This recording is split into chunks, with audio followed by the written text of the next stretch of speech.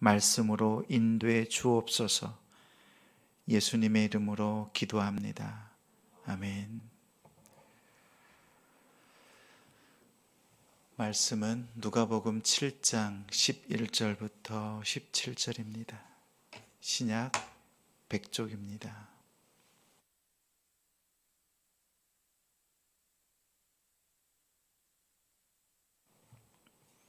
누가복음 7장 11절부터 17절입니다.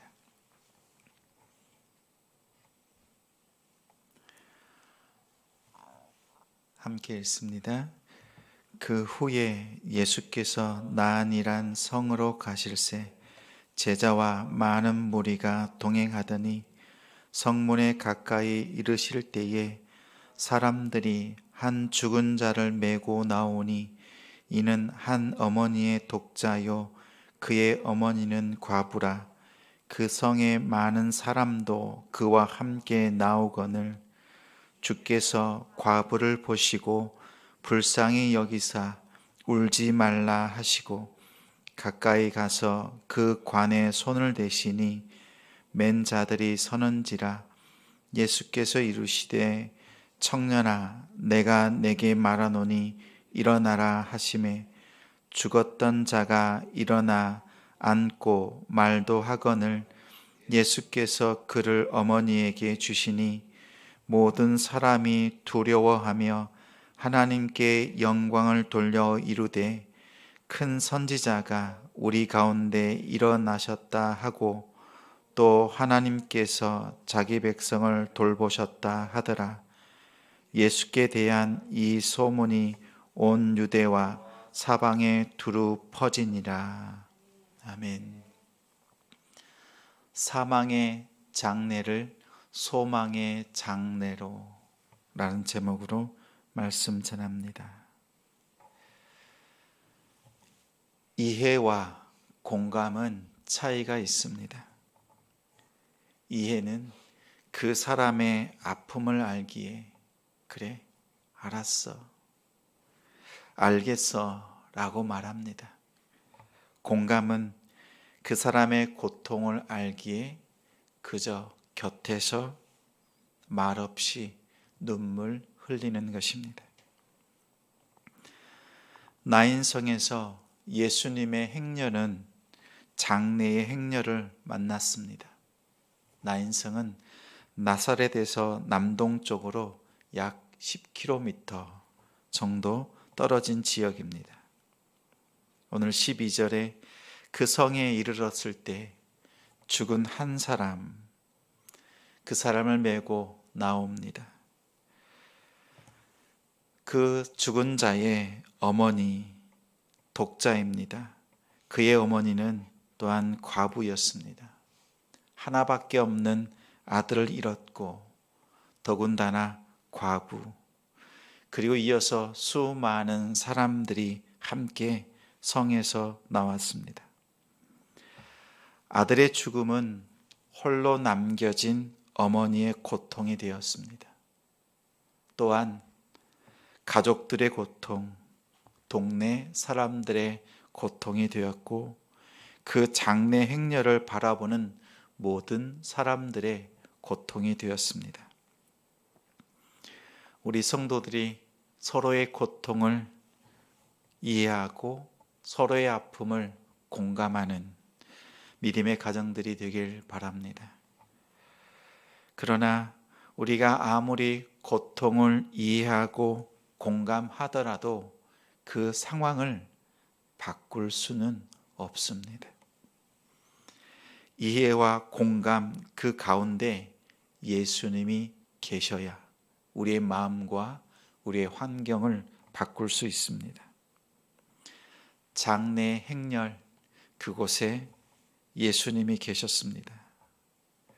예수님께서는 그 행렬을 바라보시면서 말씀하시고 또 행동을 취하셨습니다.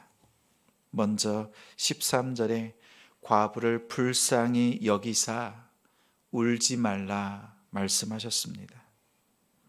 예수님의 계획과 시선은 여인과 여인의 그 고통 한가운데 있었습니다. 여러분의 인생 그 아픔과 고통 그 가운데 우리 주님의 시선과 계획이 있음을 믿길 바랍니다. 사람들이 보여준 위로와 공감, 그 장례 행렬을 따라 나왔던 그 성의 많은 사람들, 그들의 위로와 공감은 여인과 함께 우는 것이었습니다. 그러나 예수님은 말씀합니다. 이제 그만 울어라. 긍휼은 하나님의 구원을 위해서 인간의 역사에 개입하시는 하나님의 손길입니다.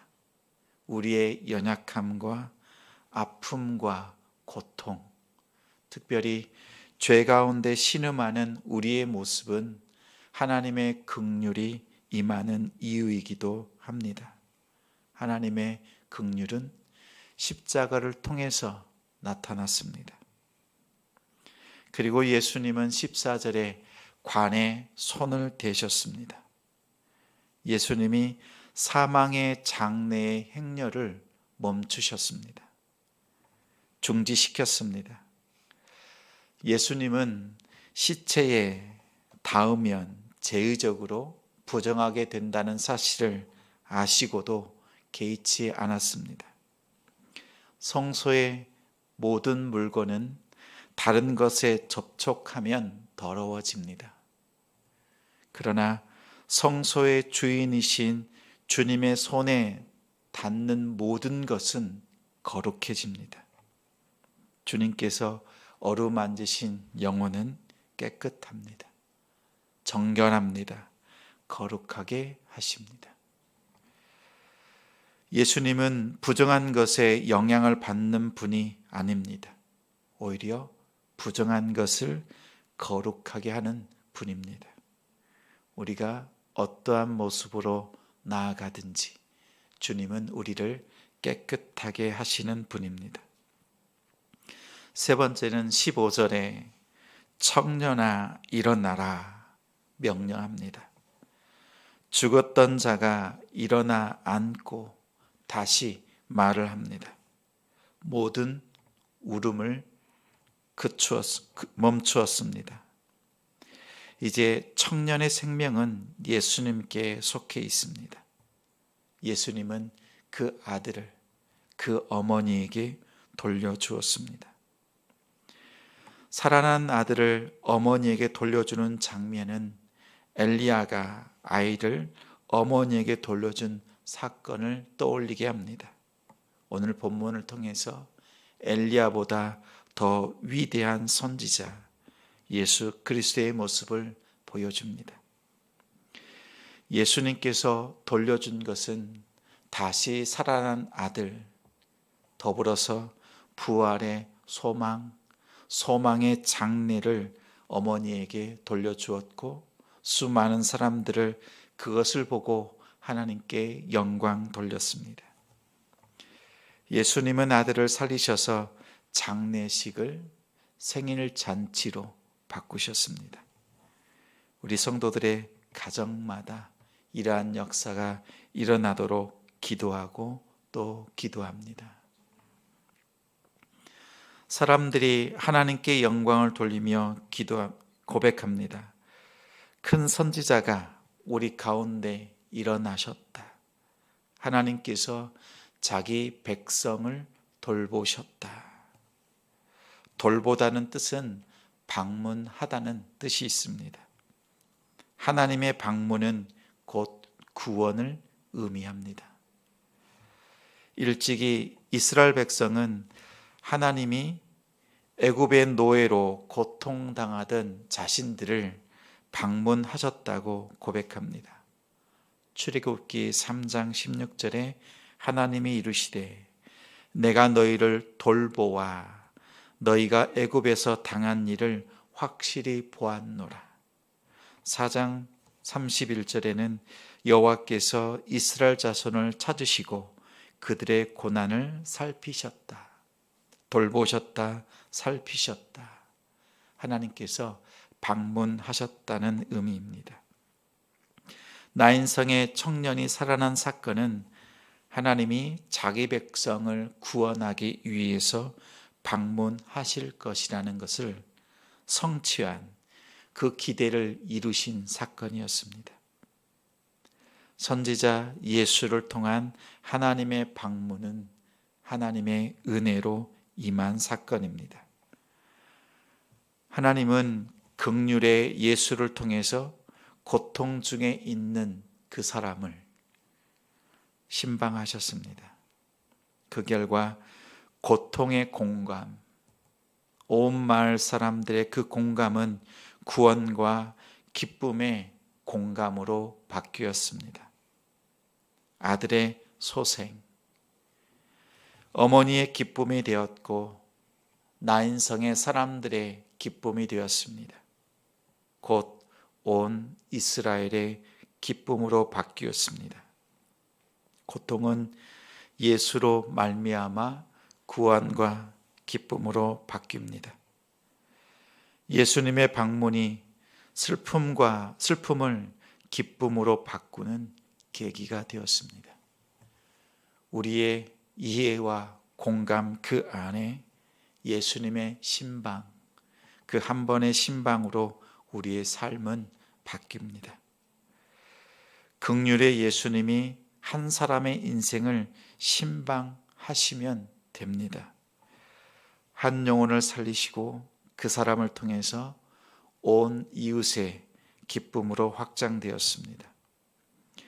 사망의 장래를 소망의 미래로 바꾸시는 예수님, 그 긍휼의 은혜를 우리 오늘 일터와 사업장 또한 우리의 가정과 우리의 심령 가운데 찾아주시고 만나주시는 그 은혜가 있기를 주님의 이름으로 축원합니다. 기도합니다. 우리 인생의 고통과 아픔을 아시는 주님께서 사망으로 달려가는 그 행렬을 멈춰 주시니 감사합니다. 예수님 때문에 눈물이 그치고 거룩하게 되고 다시 일어나는 은혜를 주시니 감사합니다. 사망의 장래를 소망의 장래로 바꾸시는 주님, 오늘 슬픔과 고통 가운데 있는 성도들과 그 이웃들을 신방하셔서 구원의 기쁨으로 온전케 하여 주옵소서. 주님께서 신방하시는 영혼마다 그 인생이 사망에서 생명으로 소망으로 바뀌오니 주님께 올려드린 모든 영혼들마다 긍휼히 여겨주시고 찾아 주옵소서. 오늘 이 시간 주님 앞에 올려드리는 기도의 제목들마다 주님께서 이루어 주옵소서. 예수님의 이름으로 기도합니다. 아멘.